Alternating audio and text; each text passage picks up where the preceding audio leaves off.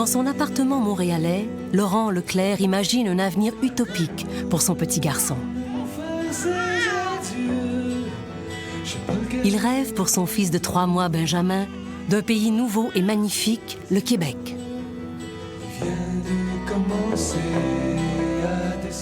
C'était l'espérance de quelque chose de différent, d'avoir un pays qui serait différent, plus fraternel, plus chaleureux, plus ouvert sur le monde.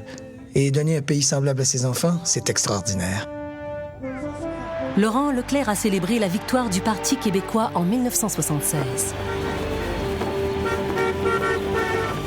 Maintenant, 4 ans plus tard, fait sans précédent, le gouvernement de René Lévesque tient un référendum.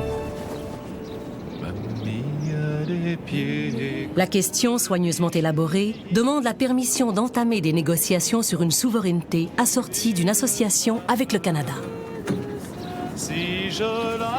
Pour les Québécois, le moment semble venu de choisir entre le Canada et le Québec.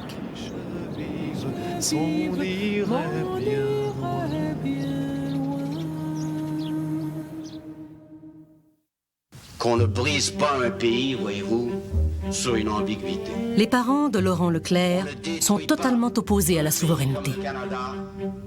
Liane et Jean Leclerc espèrent que leur petit-fils grandira dans un Canada uni. Dans la famille Leclerc, 2 camps opposés et passionnés suivent le déroulement de la campagne référendaire. D'en arriver avec le reste du Canada à une nouvelle entente fondée sur le principe de l'égalité des peuples. Pour la première fois, les débats parlementaires sont diffusés à la télévision.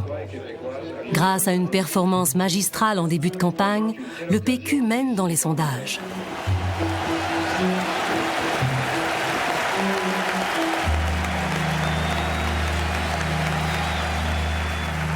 Le charisme de René Lévesque soulève l'enthousiasme des foules.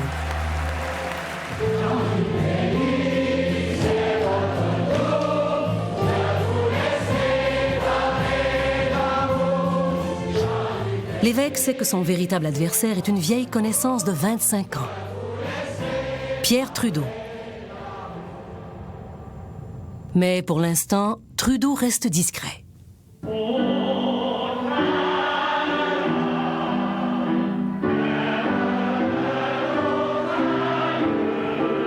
Je vous dis que j'aimerais mieux que le Québec se développe suivant la méthode que nous suivions, d'avoir pas trop de grands plans pour La campagne du non dirigée par le chef du Parti libéral, Claude Ryan, ne soulève pas les passions. Trudeau envoie du renfort. Son bouillant ministre de la Justice, Jean Chrétien. La vérité va sortir et la vérité, pour nous, c'est la liberté. C'est un Québec fort dans un Canada uni. Merci beaucoup et bonjour. Au printemps 1980, tous les Québécois débattent passionnément de la question référendaire. Vous donnez des cadeaux comme ça gratuits à tout le monde qui tend la main? Non. Hein? Mais si le fédéral passe son temps à nous donner de l'argent, qui nous fiche la paix, on va s'arranger tout seul. À eux de l'utiliser. Qu'ils gardent leur argent.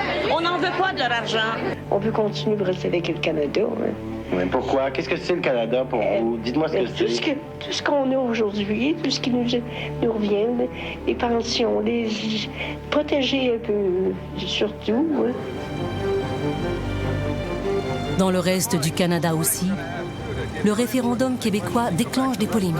Go ahead. I think I speak for a lot of people here in BC and Western Canada. It's got to a point that who cares, you know? So they leave. Big deal. They've cost us enough money. I'm calling from Newfoundland. I personally think that it would be heartbreaking for Canada to break up because I think a yes vote is the beginning of the end. Mais on peut gagner, on doit gagner, on va gagner. Plus l'échéance du vote se rapproche, plus l'appui au oui diminue.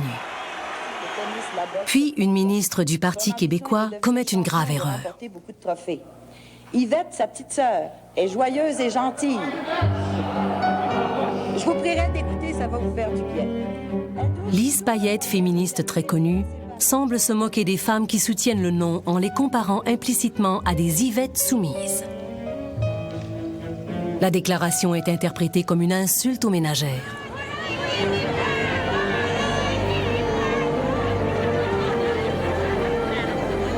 Le camp du non saisit tout de suite l'occasion en organisant une grande manifestation au Forum de Montréal. L'Assemblée des Yvettes donne un élan formidable à la campagne fédéraliste.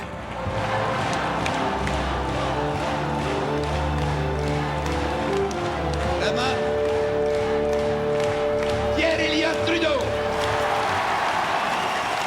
Juste une semaine avant le vote, le premier ministre Trudeau intervient, mettant tout son poids dans la balance.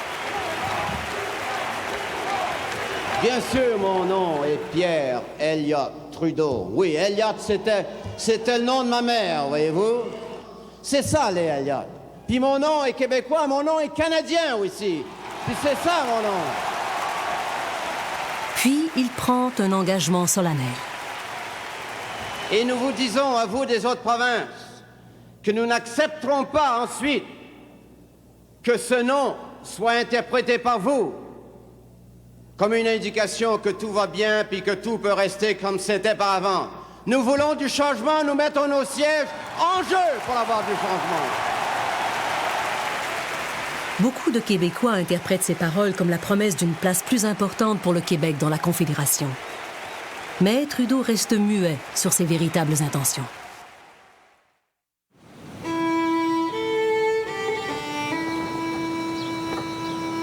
« 20 mai 1980, le jour du référendum. La participation au vote est massive.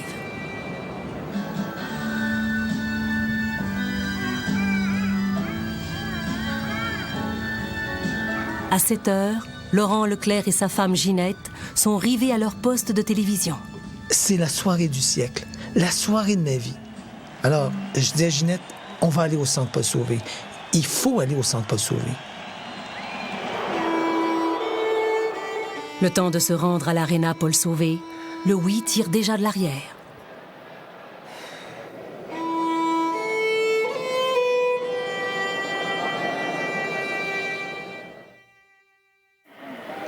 Le oui, 106 678. Le non, 131 960.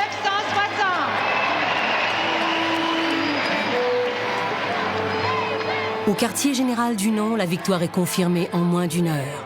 Le non l'emporte avec près de 60% des voix. La mère de Laurent, Liane, rejoint son mari au local du camp du non de son quartier. Je viens d'apprendre qu'on a gagné. Alors je me dis, ça va être l'euphorie. Liane Leclerc trouve son mari en état de choc. Il vient de voir son fils à la télévision. Notre fils pleure parce qu'il a perdu, puis nous autres, on est contents parce qu'on a gagné. On peut pas être complètement heureux. Notre fils pleure.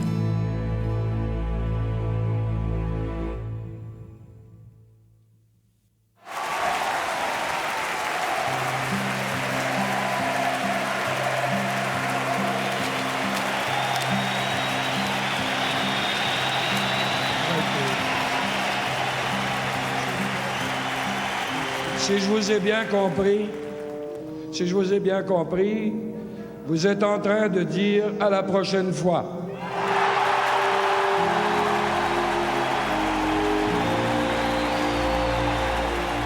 René Lévesque et Pierre Trudeau se préparent à une autre bataille. Mais d'abord, ils doivent se consacrer à une économie au bord de la crise.